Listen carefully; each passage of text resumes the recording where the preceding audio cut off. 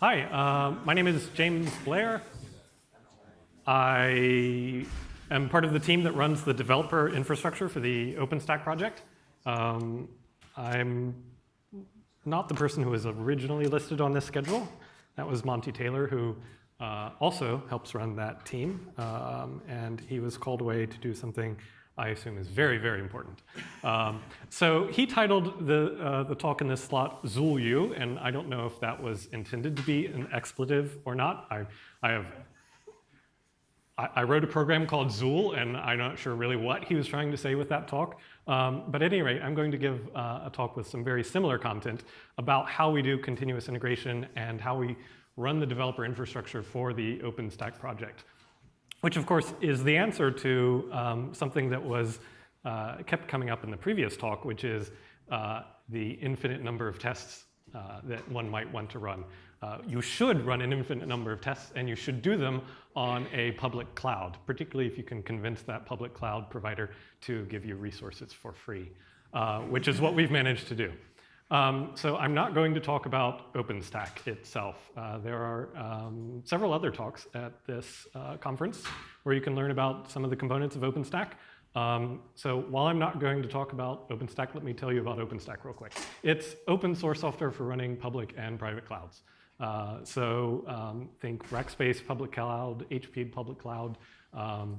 They're all running OpenStack. You can download the software yourself, run it on your laptop or the server farm that you run in your basement, as some of the people on our team do, or inside your own Fortune 500 company or whatever it is that you're doing. It's all the same software, same APIs. That's sort of the value proposition there. And of course, that being the case, we try to eat our own dog food. So all of the infrastructure that we do for CI is run on currently 2 public OpenStack clouds. So it's actually, we see it as a massive cross-cloud single application. But a lot of what we do is driven by the complexity of OpenStack itself. I'm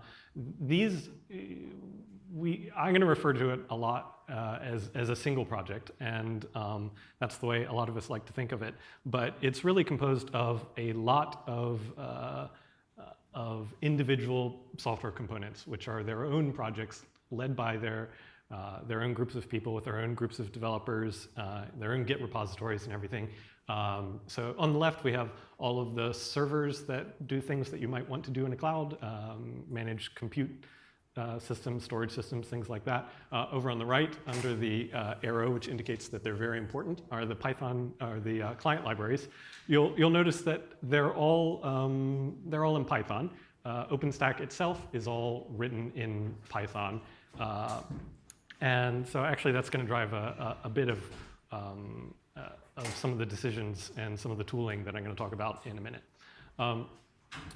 Really quickly, there's, with a project of this scale, there are a number of horizontal efforts and programs.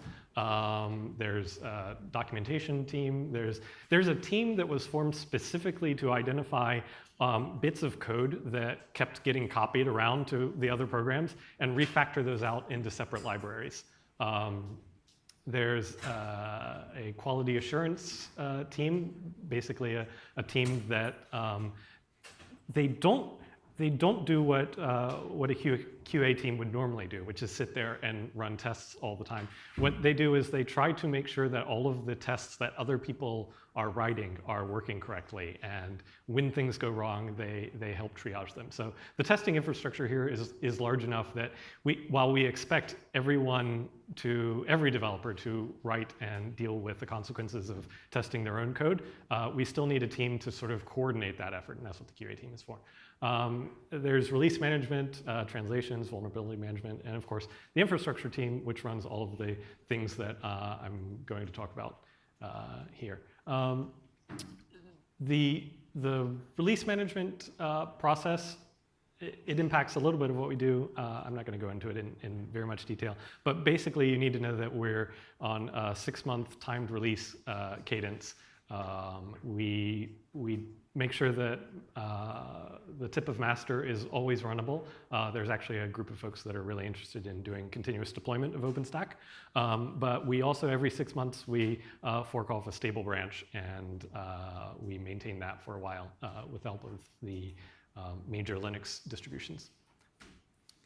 So I mentioned a project of this scale.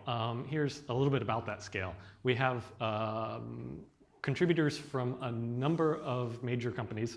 A lot of people who work on OpenStack are actually employed to work on OpenStack. So as an open source project, that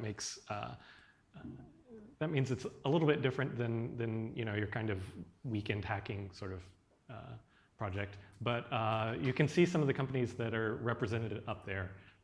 This is changing all the time. This is a snapshot from a little while ago, but it's fairly representative of the kind of diversity that we get. We have Red Hat and HP and IBM all collaborating on the software, which is pretty cool. But there's with that means that we have teams working in groups in these separate companies all over the world. So as a project, one of the things that we have to do is to try to unify these teams and help these people work together as if they were all on the same team. Do you get these corporate contributors trying to drag the project in different directions? Not really. I think. So one of the things that we do is we have the design summit every 6 months, and we get everybody in the room. And when somebody, that really helps a lot with, like, I want this component to go in this direction. I want it to go this other one. So get everybody on the same page and hash that sort of thing out, so that you know what you're going to be doing in the next 6 months. So that's worked pretty well. There are some OpenStack developers here in the room, and if they disagree with that answer, feel free to object. I would just say that there is a different flavor based on the project. I think that there's a really nice continuity in infrastructure in terms of everybody's going in the same direction, and that every project has its own kind of contribution. Yeah, that's a good point. Since you've been doing so much work with the Neutron project, some of the projects are more open to different kinds of architectures. For instance, the Neutron, the networking as a service project, it has to deal with all of these different companies, all of their different equipments. It actually has to talk to lots of different switches, which means lots of plugins for different components. So in that project in particular, there's a huge amount of people working on their particular area. And so one of the challenges that we've been working with is how do we get, in a project that facilitates and is so geared towards that, how do we get those people on the same page? And I think it's no worse than the kernel. In fact, maybe it's a bit better, because for each project, the group of people with the approval rubber stamp is more than one person. And so those people have to reach a consensus about what goes in. So you do occasionally see stuff that would hurt everybody but one person. It's not normally intentional. It's, well, I haven't thought about your use case because I work for VMware. yeah. But then when you say, well, you know what, your code's not merging, people tend to come around and make it more generic or whatever. Yeah, and that's a really good point, which I'm really hoping segues into these next couple of slides, which is sort of some of the tooling and the process that we have around actually testing and merging code. So to try to get everybody on the same page, we tried to do development of tooling around development, essentially. When we have tools to help get your code into the code review system, we have tools around setting up a test OpenStack system in order to do development to tests and things like that. We try to do that all centrally so that people aren't sort of off in their corner working on cool little tools that actually everybody needs. But that kind of helps get people treating this as as a project and a unified global team when the onboarding process for a new developer is the same. So no matter what company that you're working with, in order to contribute code to the process, to the project, you're going to use the same process and the same tools and things like that. And so one of the things that we do is to try to make that that process simple for everybody, no matter where they're coming from. And to elaborate a little bit on one of the things Michael was getting at, which is the code review process. It's very important to what we do, and customarily, every patch needs to have a sign-off from at least 2 core reviewers on the team. And the core review team is actually maintaining and growing that is seen as a really important activity for the project. So core reviewers need to identify potential new core reviewers and help bring them into the team and things like that. And so with this team that's made up of people from, again, lots of different companies working on it, I think that really helps as well. So this is the set of developer infrastructure that we run, at least as of the last time we updated this slide. There's obviously a lot of this stuff, especially up in the top left-hand corner, is square on into the subject of this mini-conf. It's all about developer, about continuous integration and things like that. But we see a lot of these systems as integrated too. Even if they're a little further away from continuous integration proper. How we actually integrate our code review system with our bug tracking system and things like that are all actually very important when you start treating this as a whole. So everything that we do related to all of those systems is run out of a single Puppet repository that's in Git and is publicly accessible. And we actually run the operations of the project developer infrastructure in the same way as the project itself. So again, every change goes through code review. A couple people have to sign off on it at least. Anybody can propose a change. If you propose a change to start running a new piece of software on a server, when we approve that change, it will just happen. If you propose a change to spin up a new server, well, one of us will type in the commands to spin up the new server. But at any rate, it does all go through code review. It is all public, and that's actually pretty cool. Cool enough that Elizabeth is giving a talk on that on Wednesday here at LCA. So if you want to dive into the mechanics of how we're doing that, I would encourage you to attend that talk. So as I mentioned earlier, the development environment for OpenStack is in Python. Currently everything in OpenStack is a Python program. So a lot of our testing and a lot of our developer infrastructure is sort of based around that. There are some of the specifics if you're interested if you've got a Python project. We've found it useful to target a couple of specific operating system variants. We follow the PEP 8 standard of the Python style guide, which actually turns out to be pretty important once you have about 300 active developers all hacking on a project at the same time.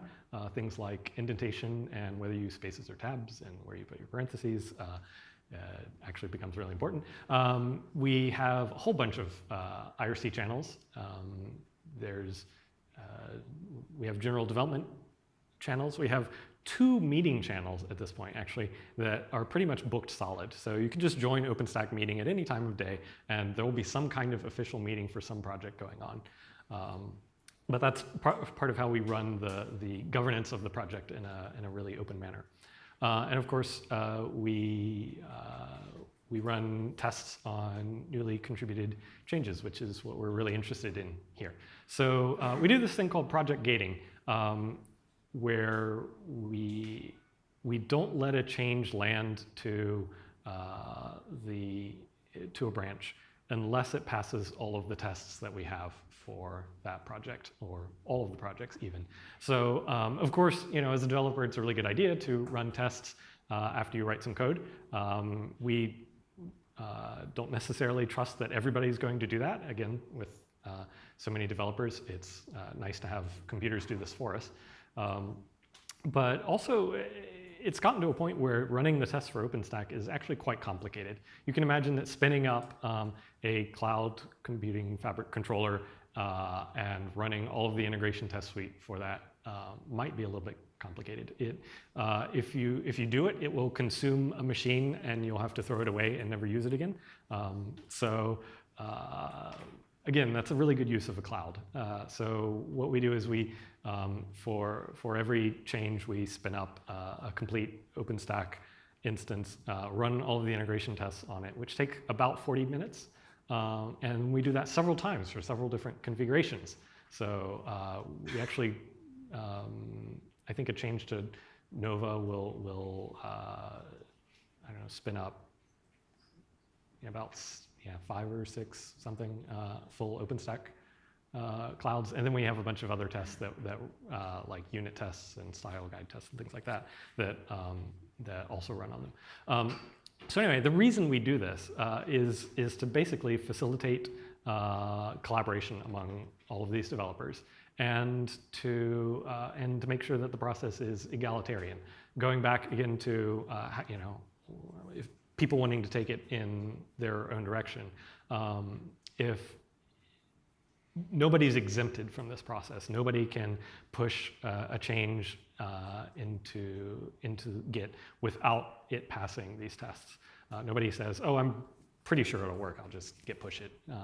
That never happens here. So everybody's subjected to the same process. And as a developer, it's really handy because it means that when you start your day, you can check out the latest copy of the code, and that it's still passing tests at least.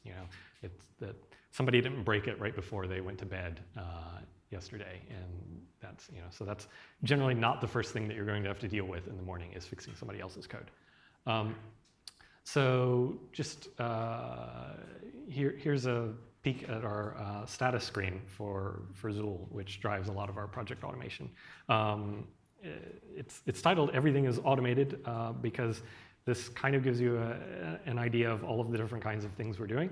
Over here on the left in the check pipeline is every time somebody uploads a change, it starts running tests for those changes. So here's a change to Nova, and it's running all of these jobs for that change. Over here in the gate, that's the project gating system that I was telling you about.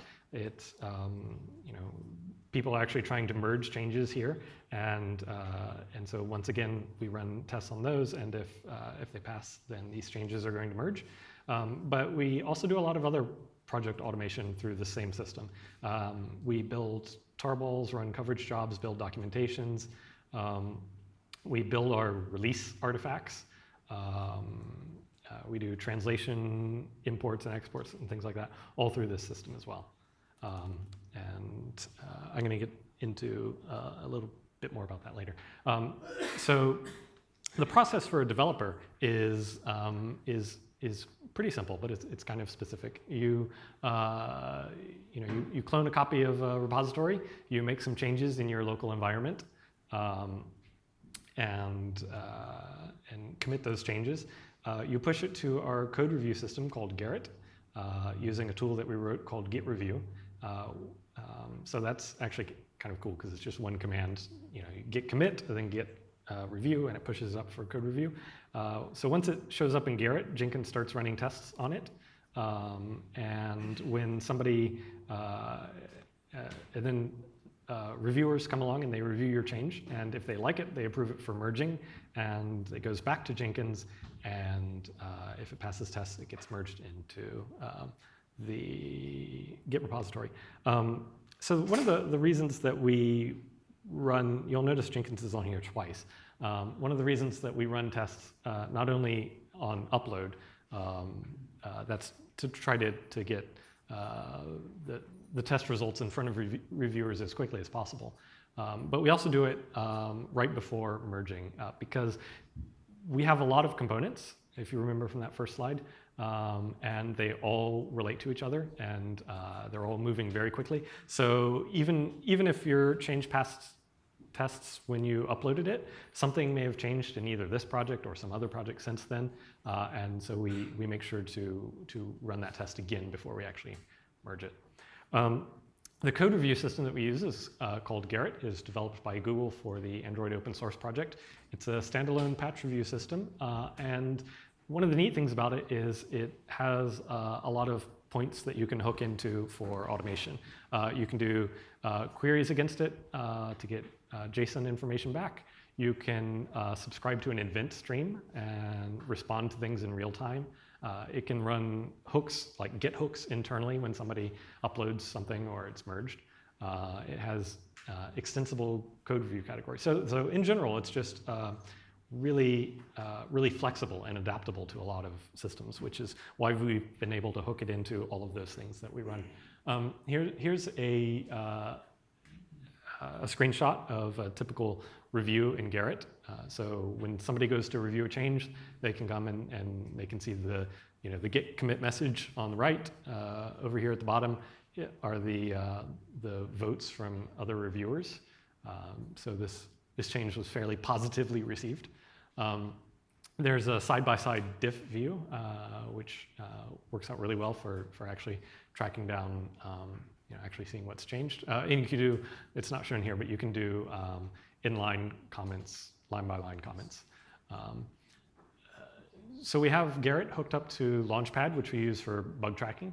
And you'll note here's an example of when somebody proposed to change to Gerrit, our system automatically updated the bug in Launchpad and left a link back to Gerrit saying, hey, somebody's attempting to fix this bug, at least. And so that sort of facilitates people finding new information about things when they're going and looking at bugs.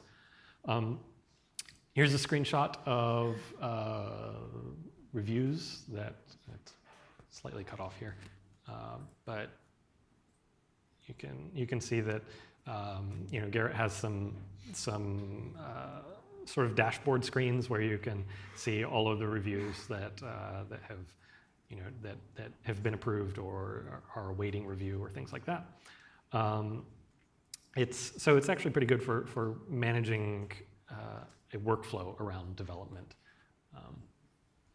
And I mentioned Git review earlier. Here's what this looks like for a developer. If you commit a change, git commit obviously right there, and then you just type git review and it pushes it up to Gerrit for review. And once you start using a system like this, it's really hard for me to use anything else now because just the idea that I can write some code and type this one command and it's all for review. Then I could go write some more code is really attractive. So when does the push happen? Git review does the push. So honestly, if you're familiar with Git, it's a very simple around git push Gerrit head : refs for master. But we didn't want to tell 1,000 developers to type that, so instead we wrote Git review. It does a few more things. It's a zero configuration kind of system where by looking at a .git review in the Git repository, it will know what Gerrit server needs to be pushed to, and so it'll automatically configure the Git remote for that Gerrit server and things like that. Yeah, so basically that one command is designed to do everything needed to interact with Gerrit. With no advanced preparation other than downloading and installing Git review, which is in Debian and Ubuntu and Fedora. So you can package manager install that for whatever distro you have.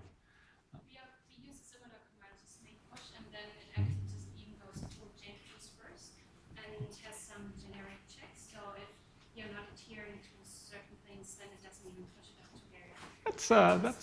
That's a really, what project is that? That's not. Okay, that's a really clever idea. We don't reject the pushes based on failures. We just try to to get them into the system and start running the tests on them as quickly as possible. I think most developers at this point, or sorry, most reviewers at this point, probably just wait for those initial results to come back positive before they'll really even start looking at a review at this point. So we run a couple of different kinds of tests. You can imagine we run unit tests, integration tests, things like that, different levels of complexity. One of the things that I sort of glossed over earlier is when we're doing the project gating of changes, we're not just testing this change. What we're trying to do is test the final effect of this change. What we're doing is testing when after this change lands, is the project still going to work? Which is a simple but subtle thing, especially when you start thinking about the idea that you might have a bunch of changes in flight. So we need to test that when all of those changes land, is the project still going to work? Things like that. Let's see. So we actually have a script called Gerrit Git Prep, which does this for us. It depending on what the proposed future state of the project is, Gerrit Git Prep will download all of the it'll check out all of the Git repositories to the appropriate locations, and then we can install from there. Is that where the rebase happens as well? The rebase? So occasionally you see a review that says, look, I couldn't rebase this against the current Oh. state of master. Where's that? That actually comes from Zuul. That's Zuul's attempt to merge that change into master. So the ref that comes out of Zuul is post rebase? Yes, or merge or whatever, but yes. So we have this thing called Devstack-Gate. It's based on Devstack, which is a system that's it's basically a series of shell scripts that set up all of the OpenStack components needed to run a cloud, and it's how we set up all of those components and run the integrated test suite. A couple of the problems that we run into with Devstack are related to sort of the number of test runs that we do. We run tens of thousands of these every day, and it turns out that when you start doing that, relying on external services like PyPy or mirrors or things like that, they can fail a lot. So one of the things that we do is we have a system called Node Pool, which will it'll take a cloud node, it'll install all of the dependencies needed for us to run our tests. It'll snapshot that, and then it spins up test nodes on demand so that we can run our Jenkins tests on them. And all of those nodes are based on those on that snapshot, so that everything's sort of pre-cached. The engine that drives all of this automation is called Zuul. It's a general purpose project gating and project automation system. It's another piece of software that we wrote within the OpenStack infrastructure project. It interfaces with Gerrit and it says Jenkins, but at this point it's anything else you might want to interface it with. There's at least one person in this room who has something that's not Jenkins running tests that's integrated with Zuul. It's really flexible. It's all configuration driven. And it does this sort of mind-bending thing, which is it tests a serialized queue of changes in parallel. And I don't have time to get into how that works at this talk, but on Friday at 10:40, I'm giving a talk on that that focuses more closely on Zuul itself.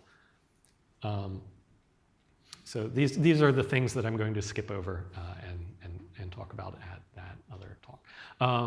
So we have, I think at last count, do you remember how many? We have many, many hundreds of jobs in Jenkins at this point.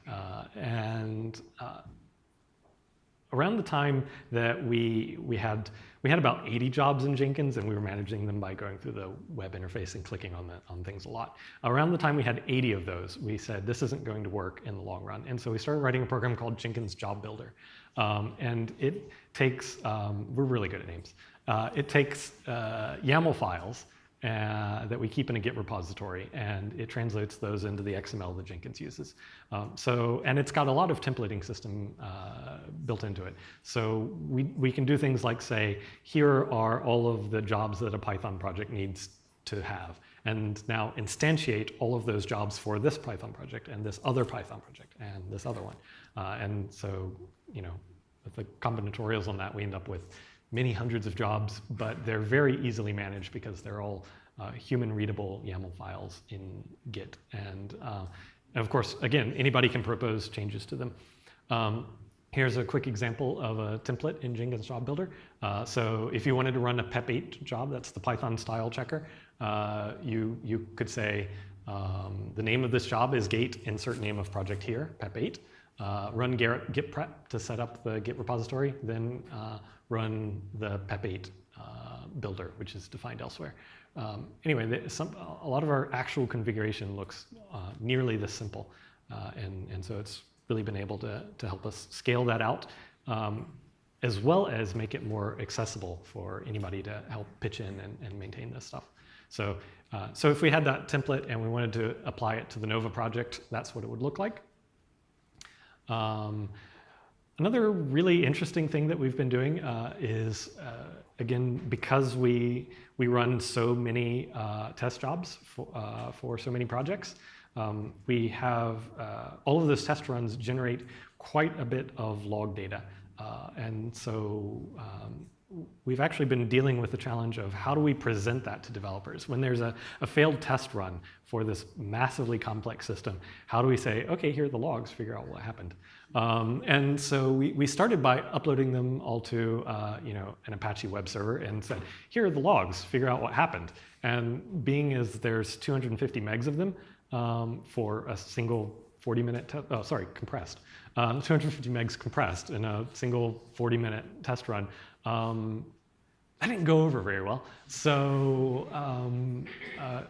Clark Boylan, who's here and also going to be talking about this on Wednesday, I believe. Friday? Drat, did I get it wrong? I think it is Friday. Sorry. Clark's going to be talking about this on Friday.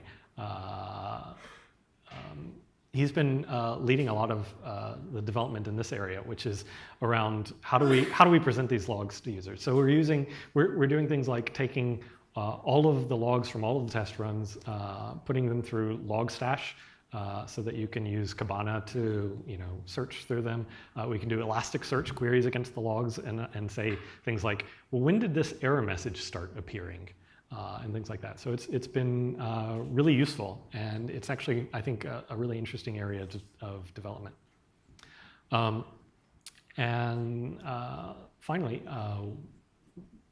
while we try to do a lot of this testing in the context of the OpenStack project infrastructure, which, as I mentioned, anybody can contribute and help out with. Sometimes that's just not feasible. We run all of our stuff on public clouds, which means that if you wanted to test how Neutron integrates with some Cisco router, we're not going to be able to test that. You're going to have to do that in a lab somewhere. And so we have a formalized system around third-party testing where developers can subscribe to the Gerrit event stream. They get notified of new changes. They can run them on their own test rigs in-house and report the results back to Gerrit. And then that way developers can see like, oh, well, this change broke Cisco switches. And then, we're not gating on that, so you can decide whether or not you actually care if you broke a Cisco switch or not. But the information is there. And Michael Still is one of the folks in our community who's doing this. He's specifically doing it around database migrations, basically because he wants to test with production information, and he doesn't want to do that by checking in the production information into a public Git repository. Anyway, he'll be talking about that Wednesday, I'm hoping. Yeah, in the afternoon sometime. Yeah. So anyway, hopefully you can attend that one too. These slides, as well as many others, are all kept in a public Git repository that goes through code review and is automatically published through Zuul. And you can see them at docs.openstack.org, info publications. And do I have any time for questions? About 54 seconds. All right. Yes. So you mentioned that you have integration tests that take like 40 minutes to run. Yes. So we've had the policy that if your test takes longer than a minute or so, it's probably too slow, and our developers don't want to wait more than 2 or 3 minutes to get an up or down for Jenkins. How do you guys even deal process-wise with the fact that it takes like an hour before you know whether what you did even worked? Work on lots of, to repeat the question. So the question was, hey, if your tests take 40 minutes, why do your developers even put up with that, to paraphrase. One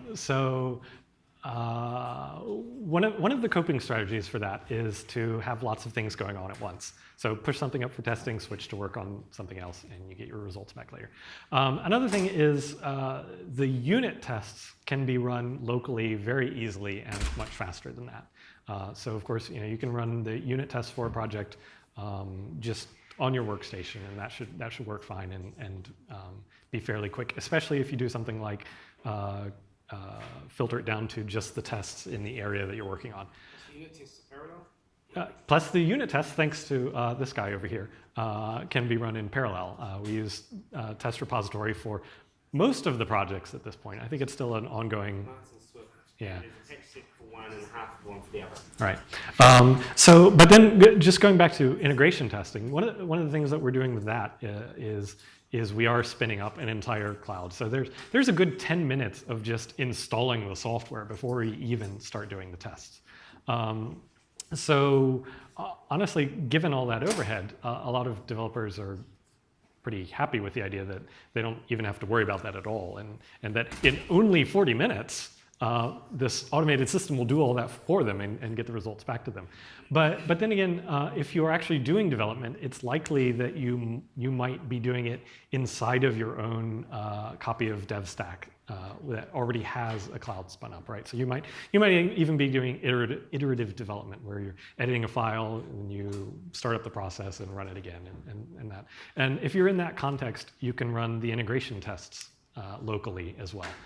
And again, using test repository, they run in parallel, and they're actually pretty fast if you narrow it down. So if you're down there in the trenches, you can run an individual test locally on your own system, and it should only take a couple of seconds. I think the other thing too there is the thing with Zuul is at the end of those 40 minutes, it will not only hit +2 with Launchpad, but so if it passes, Yeah. Yeah. We have the same thing, except people use Zuul as a service to service their own laziness. Because if all you're running in Zuul is like, JS hint and documentation building and a couple other things, then it takes 2 minutes to run it all. And people just like submit code blindly without even running tests locally. Yeah. And then 2 minutes later, it comes back, well, this one unit test failed, and you put a wrong comment here, and then they go, oh, they submitted that minute thing, they fix it, and then 2 minutes later, they get. Yeah, we used to get sort of frustrated with people like that who would waste the test resources on something that they could have run locally, and we're like, hey, why are you so lazy? But then once the integration tests started taking 40 minutes to run, and the full suite of unit tests for Nova, I think takes around 10 minutes or 15 or something at this point. We lost that argument, and now we're happy to provide this public service, which will run these tests for you. Because hey, at least you're running tests. So. Cool. We should wrap it up. All right. Thank you.